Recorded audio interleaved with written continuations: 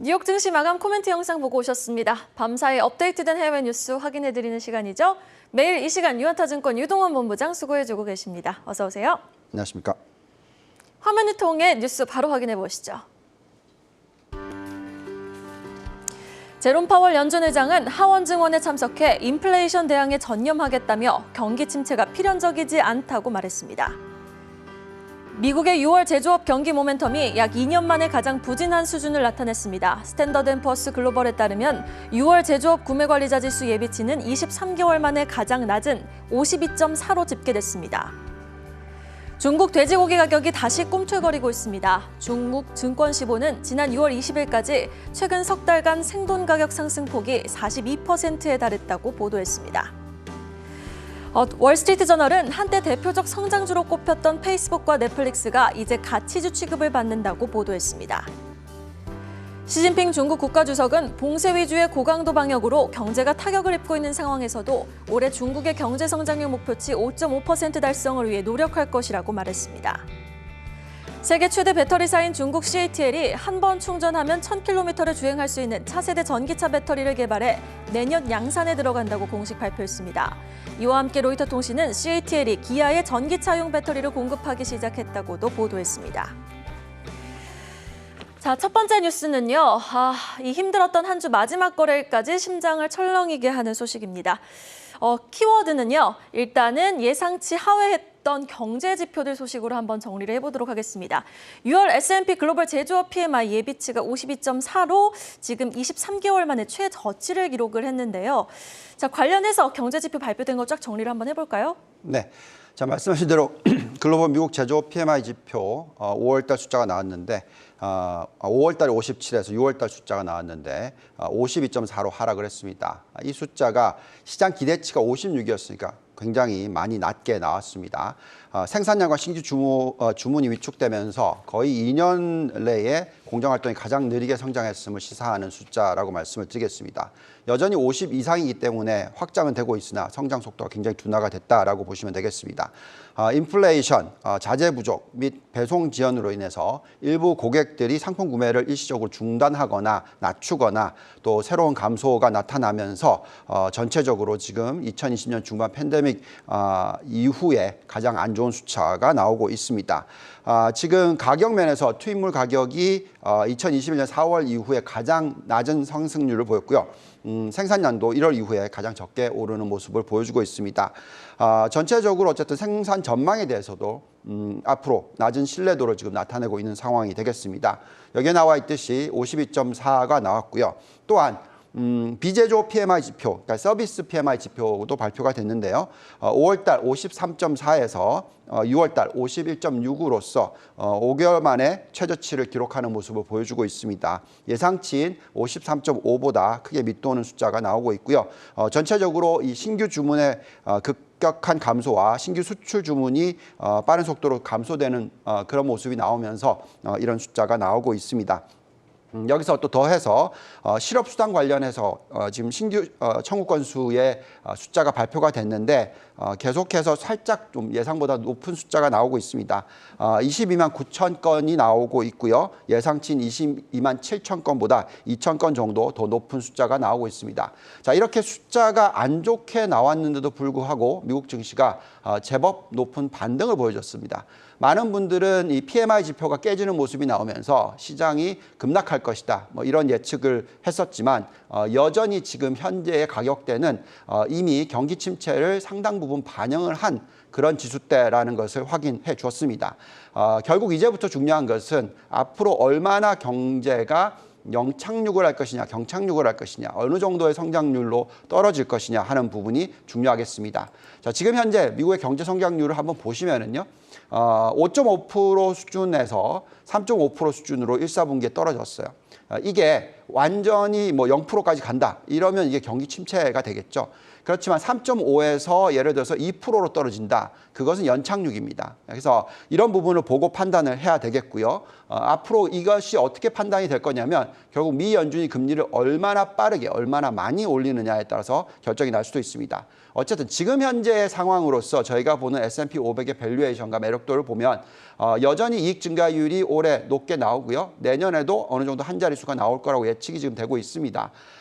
현재 ROE와 앞으로의 미래 매력도를 보고 있으면 지금 지수 대비해서 상승 여력이 20% 이상이다라고 나오고는 있습니다. 결국 중요한 것은 이렇게 이익 증가율이 일어날 것이냐. 결국 경기 침체로 가면은 이 이익 증가율이 줄어들게 되고 상승 여력도 줄어들게 됩니다. 그렇지만 어쨌든 현재 시점에서 이제 가격 매력도가 생겼던 것만은 사실이라고 말씀을 드리겠고요. 앞으로 한 달 내지 두 달 사이에 이게 지금 올라오는 것이 데드캣 바운스냐, 이 올라왔을 때 팔아야 되느냐 하는 부분에 있어서는 얼마나 미 연준이 금리를 빨리 올리고 이에 따라서 경기가 어느 정도 안정적인 모습을 보여줄지를 보면서 판단하면 될 것 같습니다. 알겠습니다. 자, 이어서 두 번째 뉴스 보겠습니다. 그나마 좀 숨통이 트이는 중국으로 한번 가볼까요? 글로벌은 이렇게 암흑기를 겪고 있는 가운데 지금 어제 중국은 시진핑 발언에 나홀로 랠리를 펼쳤습니다. 사실 시장이 지금 전망하고 있는 중국 성장률 전망치는 4%에 불과한데 시진핑 중국 국가주석은 자신 있게 5.5% 달성을 하겠다라고 말을 했는데 정말 대대적인 정책이 나와야지 이룰 수 있는 숫자인 것 같은데 어떻게 생각하세요, 본부장님? 네, 지금 시진핑의 발언을 보면은 가능하다라고 얘기합니다. 근데 사회주의 국가이기 때문에 계획 경제이기 때문에 만약에 정말 시 주석이 그렇게 추진한다면 나올 수도 있다라고 저희는 생각을 합니다. 어쨌든 이번에 시진핑 중국 국가 주석이 GDP 성장률 5.5% 목표를 달성을 위해 정책을 강화할 것이다라고 지금 브릭스 국가 비즈니스 포럼 개막식 기조연설에서 발언을 했습니다. 지금 2022년 사회 경제 발전 목표를 1년 내에 달성을 하고 코로나19 영향을 최소화하기 위해서 더 효과적인 조치를 취할 것이다라고 언급을 했고요. 지금 여태까지는 코로나19 감염 차단 위해서 이 제로 정책을 펴다 보니까 봉쇄 정책이 있어서 굉장히 소비 지수가 안 좋게 지난 3개월 동안 나왔습니다. 그렇지만 이제부터는 적극적인 부양책을 쓰겠다라고 보시면 될 것 같고요. 만약에 이 5.5%를 발성을 하려면 적극적으로 소비를 진작시키는 소비 성장률을 가지고 오는 것이 필요합니다. 현재 지금 GDP 성장률을 보시면은 1사분기에 4.8%가 나왔어요. 그래서 많은 이 글로벌 투자 은행들은 올해 목표인 5.5% 달성은 불가능하고 한 4% 정도, 4.1% 정도 달성 가능하지 않을까라고 얘기를 하고 있지만 시진핑 주석이 얘기하는 것은 5.5% 얘기를 하고 있습니다. 여기에 지금 리커창 총리가 국무원 회의에서 뭐라고 발언했냐면 소비 촉진을 위해서 가능한 한 많은 정책을 시행하라라고 발언을 했습니다. 그렇기 때문에 지금 특히 중국 내 자동차 관련 소비에 있어서 2천억 위안 정도의 어떤 증가 부분 일으킬 수 있는 그런 정책들이 나올 수 있다라고 얘기가 나오고 있습니다. 자, 그렇다 보니까 지금 지수를 보시면 상해종합지수가 23.1% 빠지고 나서 큰 폭의 반등, 15.9% 반등을 해주고 있고요. 마찬가지로 심천종합지수가 33% 빠지고 나서 지금 25% 이상 반등을 해주고 있는 모습을 보여주고 있습니다. 만약에 시진핑 말대로 정부가 5.5% 성장률을 달성을 해낸다면 중국의 투자 비중은 높을 필요가 있습니다. 시가총액이 지금 전 세계 글로벌 시장에 약 한 12% 정도 되는데 이를 15%, 20% 정도 투자하는 전략이 좋지 않냐라고 생각이 들고요. 그렇게 보면 지금 현재 상해 종합지수의 밸류에이션과 매력도를 봤었을 때 현재 상승 여력이 한 17% 정도 된다라고 말씀을 드리겠습니다. 여기서 또 중요한 부분은 중국이 갖고 있는 산업 중에서 글로벌 경쟁력이 있는 산업에 초점을 맞추는 것이 중요한데요. 그것이 바로 전기차 부품, 신재생 에너지 그리고 돼지고기 산업이라고 판단하고 있습니다. 네, 알겠습니다. 중국 이슈까지 한번 짚어봤고요. 이번 주는 사실 유독 좀 길었던 것 같습니다. 체감적으로는 워낙 피로도가 높았기 때문에 더 길었던 것 같은데 전략을 좀 어떻게 가져가는 게 좋을까요? 네, 피로도가 높았던 이유는 한국 시장이 맞아요. 좀 하락률이 상당히 높습니다. 상대적으로 지금 중국이나 미국 같은 경우에는 잘 버티고 있는 상황에서 그렇다 보니까 근데 기대를 좀 가져야 되는 부분은 어쨌든 미국 증시와 중국 증시가 어느 정도 안정을 찾고 있는 모습이 나오고 있죠.